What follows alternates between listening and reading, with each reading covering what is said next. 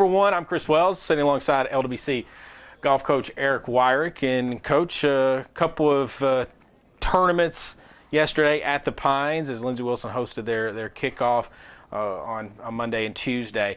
Really good results for both clubs. Yeah, very, very proud coach this morning. Our ladies were able to set a couple school records back-to-back days. Our men played just really well.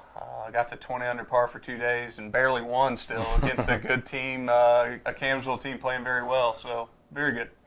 There was a lot of good individuals, and you go through. Obviously, Callum Blinkhorn won the men's side, and Tara Rodenhurst won the women's side. But up and down your lineup, there was some really good scores, and you got to be proud with the depth of your clubs. It's shaping up well. Obviously, we're only a couple weeks in. I'm really excited about the pieces that are certainly making up our teams right now. I think we have plenty of options, and I think that'll bode well as we start getting into the long weeks of travel and things like that as we go through the rest of our fall season. Yeah, that's one of the things. Is it's one thing to do it at your home course that you play your practice rounds and play all the time. It's another thing for it to travel. Do you feel like that this is a group that those scores, maybe not those scores because those were ridiculously low, but the scores like that can travel? Yeah, I do think so. I mean, as I look at the rest of our fall schedule, I see some pretty challenging golf courses on there. I'm very pleased. One of the things that I watched over the last couple of days is I watched our teams play at home, obviously, where we're comfortable, is I'm trying to evaluate whether or not what I'm seeing is going to relate to those other harder type courses. And right now, I think the pieces are there. I think that just from a ball striking standpoint, short game standpoint, all the components that you need to play somewhere else, I feel pretty good about this morning. You had 5 rounds in the 60s on the men's side, which is phenomenal. 2 of which came from Callum Blinkhorn, who won the tournament. Shot 9 under par, but it wasn't enough. He had to go an extra hole.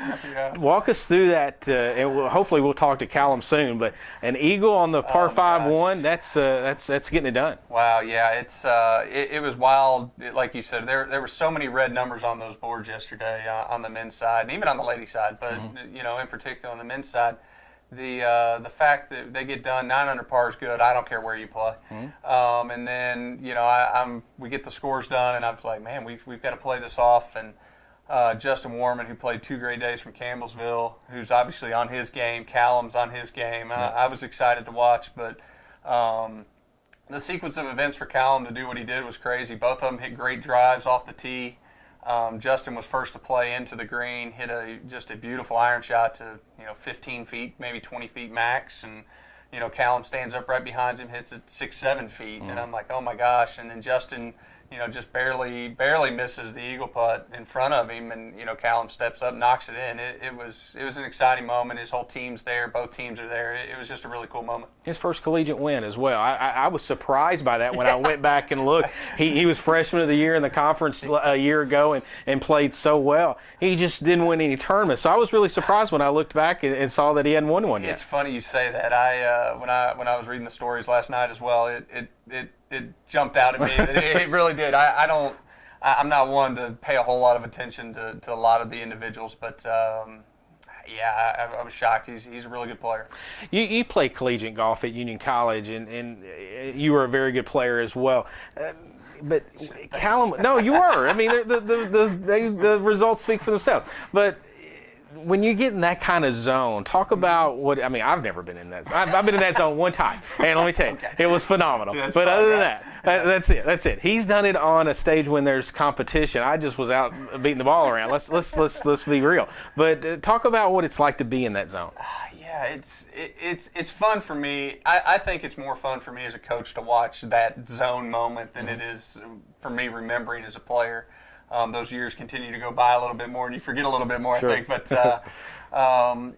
it's just kind of one of those things where I just think you never feel like there's nothing you can't do. And Callum's a kid that, you said it yourself all last year, he's a fearless player, and he's the zone is super high ceiling for him, which is exciting for me to coach, obviously. But it's being in those moments, and you just feel like, I can pull this off. There's never a doubt. There's never a lack of confidence in any of that. So it's for him to do what he did the last couple days, I've got to hope that kind of helps him over the next few weeks as well. So I'm hoping he can stay in that said zone.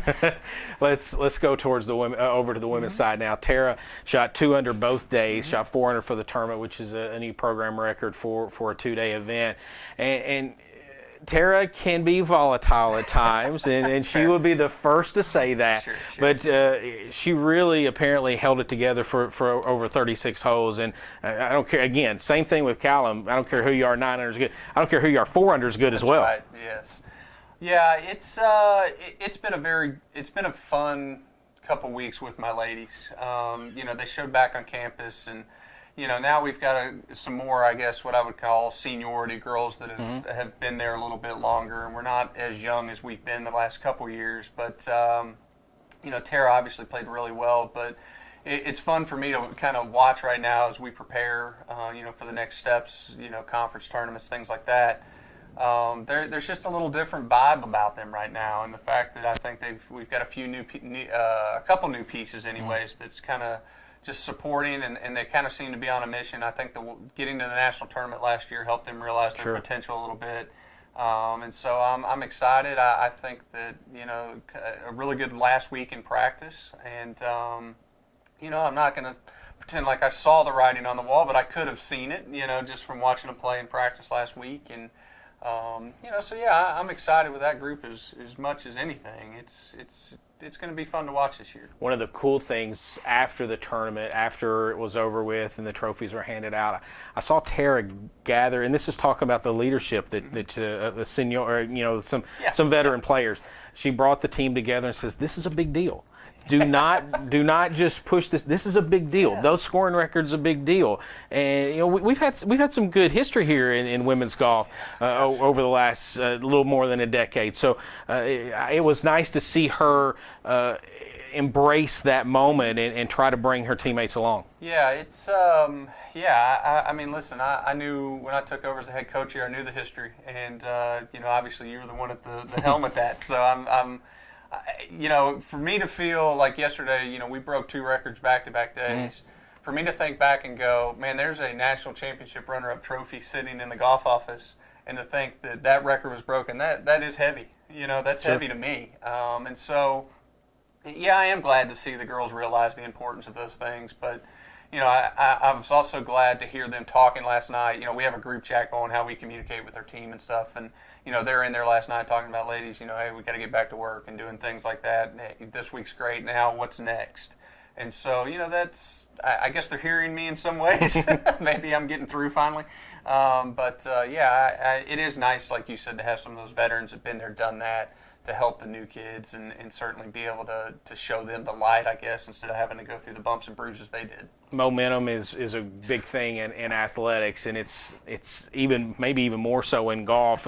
You play well, and it just kind of breeds success, and it breeds working harder and trying to get better. And that's kind of what I'm hearing you say. Yeah, I'll be honest. I guess I might be a little foolish for the way I set up our women's schedule. We don't play for a couple weeks. I wish we could play tomorrow.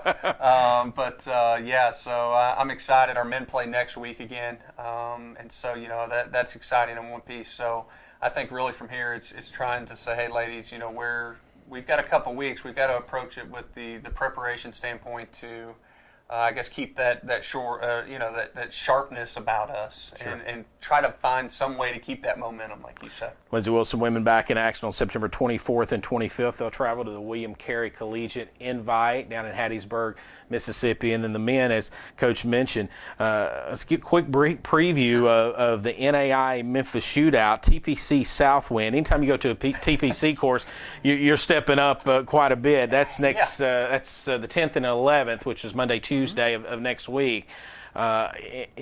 This is the first trip for us to Southwind, I believe. Yeah, it's the first annual of this event. A couple of the coaches from like Taylor and Sterling College got together, and they wanted to host an event kind of in the central part of the United States to draw some teams in that from the West and the East, because that's one of the things that we barely get to cross over and play some of the teams in the West. Sure. We're certainly excited to go play a course that's on TV, which is fun. But bottom line, we got to go play some really good teams. So I think our guys are ready for that, but you know, we've got an important 3 or 4 days here before we get in the vehicle to leave. So. And if you haven't read the recaps, make sure you go on to lindsayathletics.com. Found out that this was the 19th consecutive year. I don't know if you knew that or not. I didn't. There you go. See, even you, when you're reading stuff, you learn stuff, right? It's amazing. Coach Eric Wyrick, our golf coach, congratulations on the wins. Good luck the rest of the season. Appreciate that. Thank you.